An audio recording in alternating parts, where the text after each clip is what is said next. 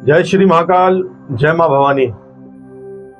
आप सबके ऊपर बाबा महाकाल की कृपा, मां भवानी का आशीर्वाद हमेशा बना रहे, ऐसी हमारी कामना है। मैं महंत डॉक्टर अनंतनाथ अघोर अपने YouTube चैनल में आपका हार्दिक स्वागत करता हूं। आज का जो हमारा वीडियो है, जो हम चर्चा करेंगे, वो करेंगे कचिया मसान, कच्चा मसान, कच्चा कलवा और मुंजा सब एक ही हैं। कोई कचिया मसान कहता है, कोई कच्चा कलवा कहता है, कोई मुंजा कहता है। तो सबसे पहले मैं आपको कचिया मसान के बारे में थोड़ा सा बताता हूं कि कचिया मसान है क्या। देखिए, कचिया मसान जो है, जो गर्भपात जो हो जाते हैं, जैसे 8वें मंथ का या 7वें मंथ का, वो कचिया मसान होता है। जो गर्भ से बाहर आने के बाद दूध पीता बच्चा जिसकी मृत्यु हो जाती है, वो कचिया मसान होता है। उसी को कच्चा कलवा कहते हैं। ऐसे जो कचिया मसान होते हैं, कच्चे कलवे जो होते हैं, इनकी शक्ति बहुत होती है। इनकी इतनी पावर होती है कि ये 80 कोस की दूरी तक काम करते हैं। 80 कोस जो है बहुत होता है। ये 80 कोस की दूरी पर जाके भी अपने साधक का, अपने गुरु का वो कार्य करके आते हैं। कचिया मसान आज के युग में अधिकतर लोग बुरे कामों में लेते हैं। इनसे किसी को बर्बाद करना हो, किसी का गर्भपात कराना हो, या किसी को बीमार डालना हो, उसके अंदर कचिया मसान सर्वाधिक प्रयोग में आता है। बहुत से लोग इससे जो खजाना होता है, जो पहले जमीनों के अंदर जो गड़ चुका है, इससे वो खजाना निकलवाने की भी कोशिश करते हैं। कचिया मसान अच्छे काम भी करता है। ये गुरु के ऊपर निर्भर है कि वो उस शक्ति से जो उसने सिद्ध करी है, उससे कार्य कैसे ले रहा है। मगर मैंने आज तक जितने व्यक्तियों से मैं मिला हूं, 100 में से 90% व्यक्ति इसका बुरे में ही प्रयोग करते हैं। बहुत दिनों से मेरा एक शिष्य मेरे पीछे लगा हुआ है कि गुरुजी कचिया मसान के बारे में बताओ और मुझे दीक्षा चाहिए। तो YouTube पे मेरी वीडियो देखता रहता है। मैंने अभी हाल ही में ही अपने सदगुरु महाराज की आज्ञा से वीडियो बनाना आरंभ किया है, और मंत्र मैं नहीं डालता क्योंकि गुरु आज्ञा नहीं है। तो सिर्फ बता सकता हूं, मंत्र सिर्फ उसी को बताऊंगा जो दीक्षा लेने के लिए आए। तो कचिया मसान जो है, इसका आपको इसकी साधना के बारे में, वैसे बहुत गुप्त है ये, मगर फिर भी मैं इसकी साधना के बारे में आपको थोड़ा बहुत आपको बताता हूं। इसकी साधना के अंदर जो सामग्री होती है, इसकी पूजा कहाँ होती है, ये मैं आपको बताता हूं। सबसे पहले आप जौ का आटा लें। जौ के आटे का एक पुतला तैयार करें, मगर उस पुतले के अंदर कुम्हार का जो चाक होता है जिसपे कुम्हार बर्तन बनाता है, उसके सामने नहीं, उसके पीठ पीछे से आपने उस चाक पे से मट्टी चुरानी है। अगर से आप मांग कर लोगे तो काम नहीं करेगी। उसके चाक पे से आपने मट्टी चुरानी है और चोरी करके उस मट्टी को उस आटे में गूंद के उसका आपने पुतला बनाना है।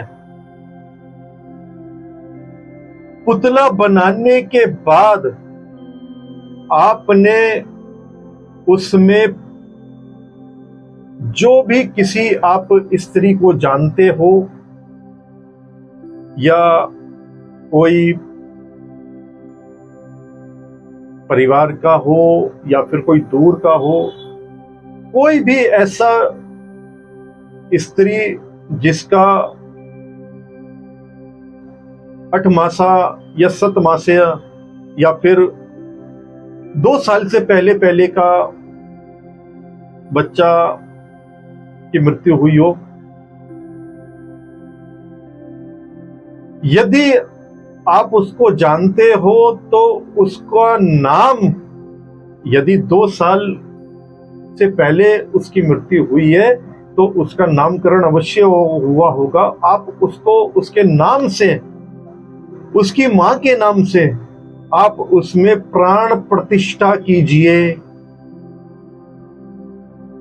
यदि अगर से गर्भपात हुआ है कि 7 मासा या 8 मासा,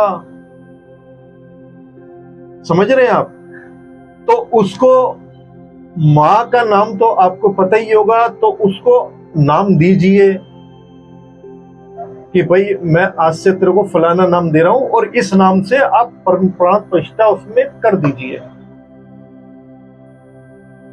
उसके बाद आपने उसको काले कपड़े पे रखना है और काले कपड़े पे रखकर आपने शमशान में इसकी साधना की जाएगी। शमशान में आपने एक ऐसा पेड़ देखना है जो शमशान के अंदर हो, वो पेड़ है आकड़े का, कि जहां पे आपको कोई डिस्टर्ब ना कर सके। रात्रि कालीन ये साधना है। आपका भी आसन काला होगा, काले हकीक की माला से मंत्र जाप होगा और 21 दिन की ये साधना रहेगी, ठीक है। और इसके अंदर प्रतिदिन जो है, इसके अंदर जो जाएगा भोग, वो जाएगा 7 मेल की मिठाई, जायफल, बकरे की कलेजी,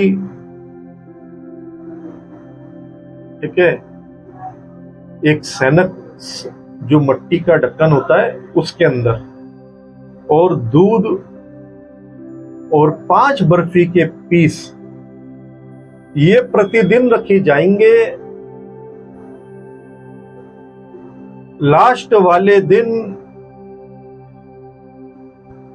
जब वो चेतन हो जाएगा, जागृत हो जाएगा, अंतिम दिन आपने उसको वहीं आकड़े के पेड़ के नीचे गड्ढा खोद के गाड़ देना है और उसको बोलना है कि मैं जब भी तुम्हारा आवाहन करूंगा, मैं जब भी तुम्हें बुलाऊंगा और जहां पर भी बुलाऊंगा तुम्हें आना पड़ेगा और जो कार्य बोलूंगा वो तुम्हें करना पड़ेगा।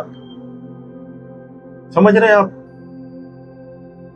शराब का प्याला, ठीक है, सरसों के तेल का दीपक, सिंदूर ये सब होना है। रोज उस पुतले का पूजन होना है और रोज के रोज भोग लगेगा। मरगढ़ का भी भोग जाएगा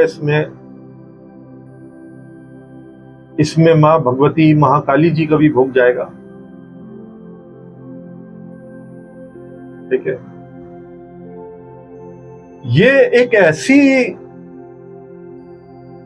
शक्ति है कि जिसने इनको सिद्ध कर लिया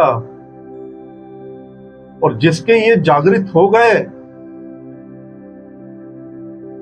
वो जिसका चाहे अच्छा करना चाहे अच्छा कर सकता है, बुरा करना चाहे तो उस बुरे को भी कोई नहीं रोक सकता, क्योंकि इसकी काट सिर्फ कुछ कोटि के अघोरी, कुछ कोटि के तांत्रिक, कुछ कोटि के सिद्ध ही कर सकते हैं।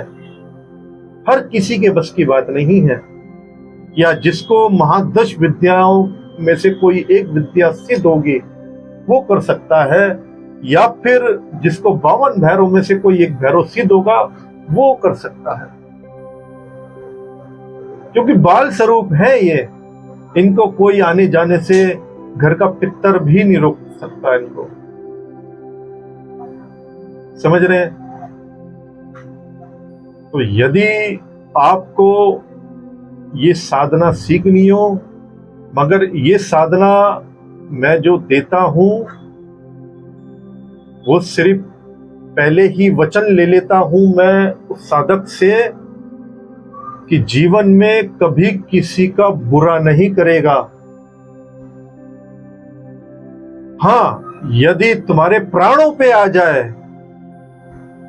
या तुम्हारा कोई अहित कर रहा हो या कोई तुम्हारी बहन बेटी के साथ गलत कर रहा हो या गलत करने की कोशिश कर रहा हो, तब उसके ऊपर इसका प्रयोग किया जा सकता है, वरना किसी भी परिस्थिति में इसका प्रयोग नहीं करेगा। ये मैं पहले ही वचन ले लेता हूं, गंगा जल हाथ में लेके, कि मरने के बाद जितना भी है तू झेलेगा फिर इसको। ये जो गर्भवती जो महिलाएं होती है ना, अगर से वो इसकी झपेट में आ जाएं तो गर्भ तुरंत गिरा देता है। ये पेट से भी ले जाता है, इतना प्रचंड है कच्चिया मसान। इसलिए गर्भवती महिलाओं के पेट पर या गले में उनके रक्षा कवच डाला जाता है।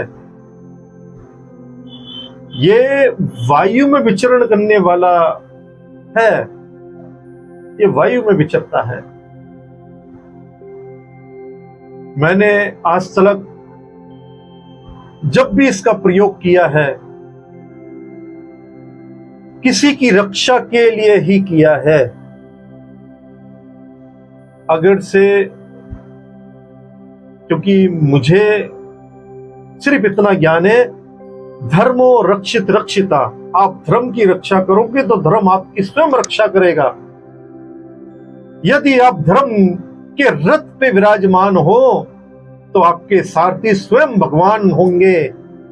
जैसे महाभारत के अंदर अर्जुन के सारथी स्वयं श्री कृष्ण भगवान थे। तो धर्म रथ पे रहे और धर्म रथ पे बैठने के बाद यदि किसी के साथ भी कुछ गलत हो रहा हो तो साधक उसका प्रयोग कर सकता है, वरना पैसों के लालच में तो बिल्कुल भी नहीं। ठीक है, चलिए वीडियो आगे लंबा नहीं करूंगा। इसकी और बहुत सारी बातें हैं जो कभी फुर्सत में बताएंगे। यदि किसी को ये साधना सीखनी, और सीखने सिर्फ वो ही आएगा मेरे पास। मैंने पहले ही बताया कि मैं वचन पहले ही भरवाता हूं इन शक्तियों के। जो धर्म रथ पे विराजमान हो, सिर्फ वो आए मेरे पास सीखने के लिए। ठीक है, श्री महाकाल अघोर आश्रम, नंबर है 9650968152। दूसरा नंबर है 9818572233। ये हमारे कार्यालय का नंबर है, श्री महाकाल अघोर आश्रम के कार्यालय का। आप इसके अंदर व्हाट्सएप के माध्यम से या कॉल के माध्यम से आप अपना रजिस्ट्रेशन करा सकते हैं और दीक्षा लेके आप ये साधना कर सकते हैं। अगले वीडियो में फिर आपसे मुलाकात होगी। तब तक के लिए जय श्री महाकाल, जय मां भवानी।